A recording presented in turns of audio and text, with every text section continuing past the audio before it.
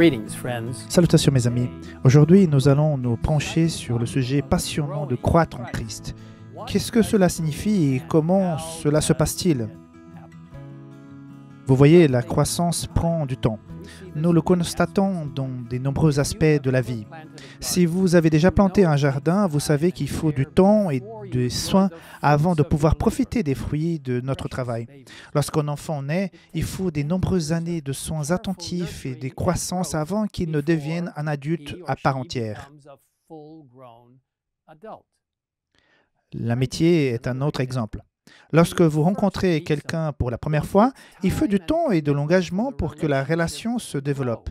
Mais plus vous vous investissez dans cette relation, plus vous vous rapprochez. Croître en Christ est un merveilleux privilège que nous avons dès que nous acceptons l'incroyable cadeau de Dieu, le salut par Jésus. C'est ainsi que nous pouvons mieux le connaître et lui ressembler davantage.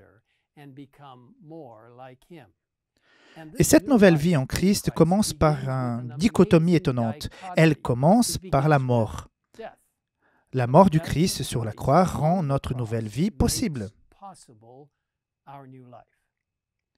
Dans la précieuse parole du Seigneur, en Colossiens chapitre 1, versets 13-14, nous lisons «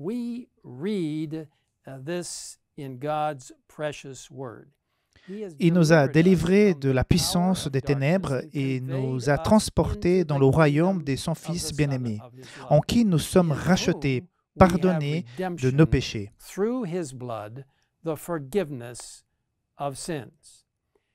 Et Romains 8.1 nous assure « Il n'y a donc maintenant aucune condamnation pour ceux qui sont en Jésus-Christ, qui ne vivent pas conformément à leur nature propre, mais conformément à l'Esprit. » Mais marcher selon l'Esprit exige une autre mort, la mort de soi-même. Dans Galates 2.20, Paul explique « J'ai été crucifié avec Christ. Ce n'est plus moi qui vis, c'est Christ qui vit en moi. Et ce que je vis maintenant dans mon corps, je le vis dans la foi au Fils de Dieu qui m'a aimé et qui s'est donné lui-même pour moi. » Plus nous nous rapprochons du Christ, plus nous l'aimons. Et plus nous l'aimons, plus nous voulons être comme lui. Mais comment cela fonctionne-t-il? Nous lisons cette belle explication dans Jésus-Christ à la page 154. Quand l'Esprit de Dieu prend possession d'un cœur, la vie est transformée. On met de côté les pensées de péché, on renonce aux mauvaises actions. L'amour, l'humilité et la paix succèdent à la colère, à l'envie, aux querelles. La joie remplace la tristesse et le visage reflète la lumière céleste. Personne n'aperçoit la main qui soulève le fardeau. Personne ne voit la lumière qui descend des parvis célestes. La bénédiction est acquise quand une âme capitule devant Dieu. Alors, une puissance invisible crée un être nouveau à l'image de Dieu.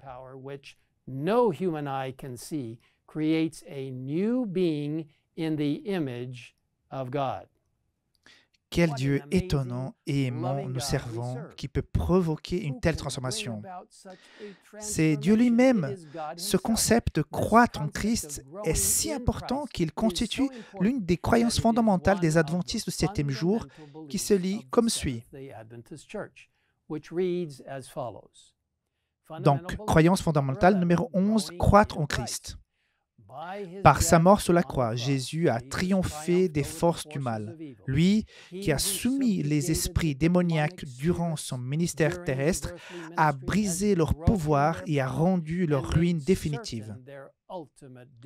La victoire de Jésus nous rend victorieux sur les forces du mal qui cherchent toujours à nous dominer, alors que nous marchons avec lui en paix dans la joie et l'assurance de son amour.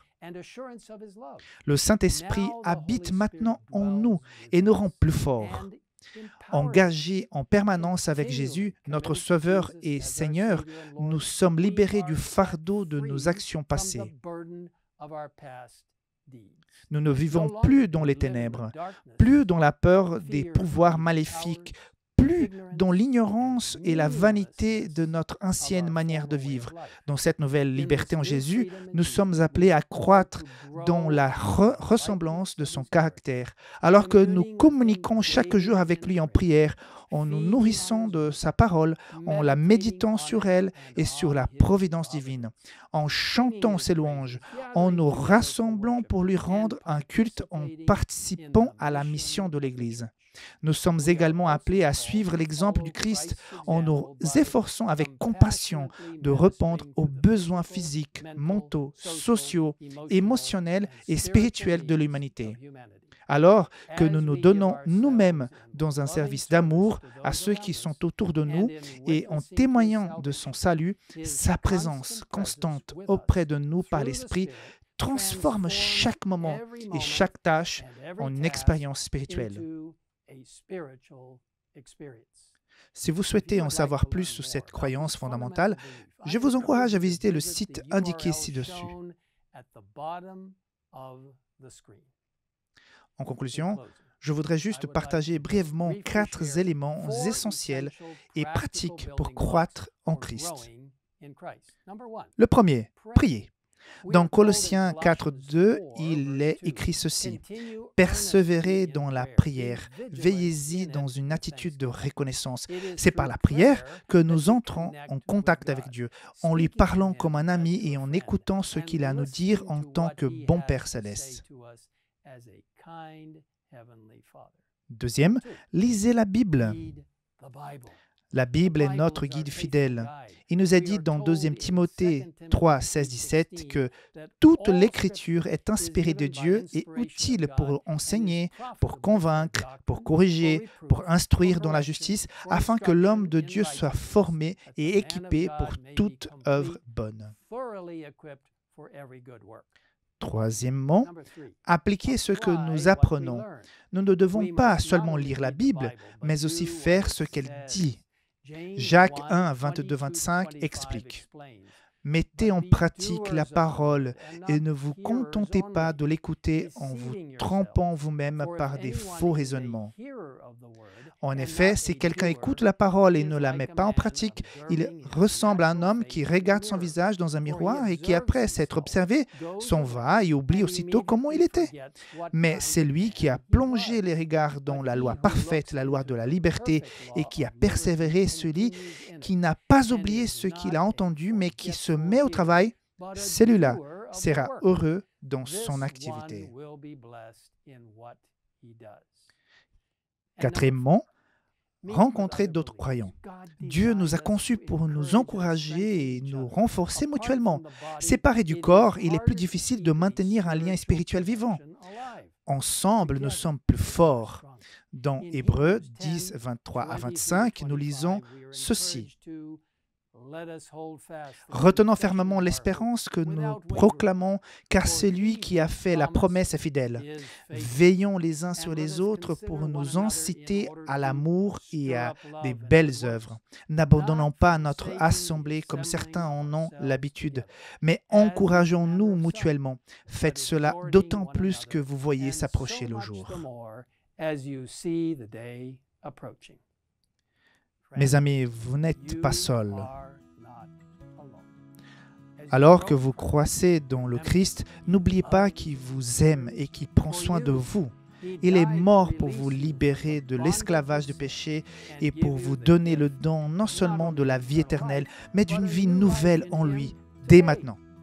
Il habite en vous par son Saint-Esprit, vous parle par la prière et vous guide par sa parole.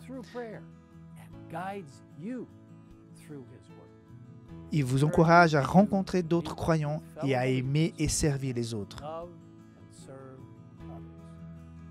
Et maintenant, remercions-le dans la prière. Père Céleste, merci pour cette grande opportunité de nous connecter avec le ciel, non seulement sur une base quotidienne, mais moment après moment, par la prière et par la compréhension de ce que ta sainte parole nous dit. Comment nous ne devons pas être de simples lecteurs de la parole, mais la mettre en pratique. Ainsi, Seigneur, toujours par la puissance du Saint-Esprit, anime-nous, remplis-nous, vis en nous et aide-nous à accomplir ce que tu nous as réservé pour ton Église du reste, alors que nous arrivons à la fin des temps et que nous approchons de la deuxième venue du Christ. Merci de nous avoir écoutés et merci pour le privilège de croire en Christ alors que nous nous connectons avec lui chaque jour en acceptant sa justice qui justifie et sauve. Nous le demandons au nom du Christ. Amen. His sanctifying righteousness. In Christ's name we ask it. Amen.